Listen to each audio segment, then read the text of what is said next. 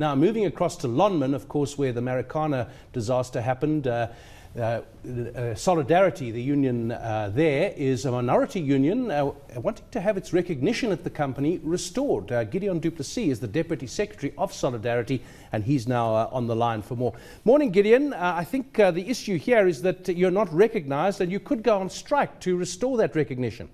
Yes, morning, David. This is the most bizarre situation we find ourselves in, and that is that the recognition agreement that was signed between Lonmin and AMCU last week has got a provision that indicates that should one of the unions that gets de-recognized, in other words, Solidarity, NUM or UHASA, decides to go on strike, and the strike has got a negative effect on the operation, on the mining operation, then the company has the right to restore the recognition of such a trade union, which is very bizarre, but we are therefore left with no choice than to use that option to go and cause damage to the business, that we don't want to, but at least we can then get our recognition back.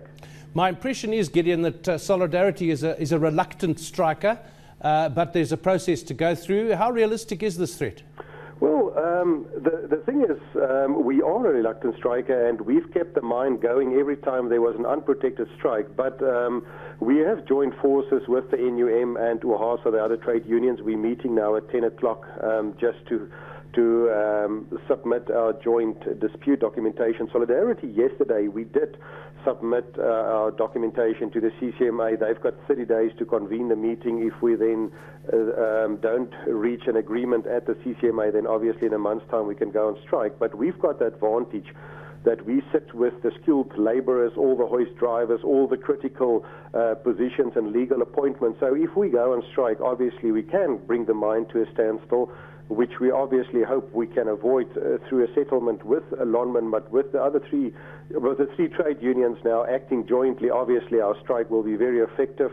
And the sad thing is Lonmin can lose 60 million rands a day in lost production, and then obviously the AMCU members will lose approximately 18 million rands collectively in monthly bonuses. So hopefully sanity will prevail and we can prevent such a destructive process. Well, that was Gideon du Plessis, Deputy Secretary of Solidarity.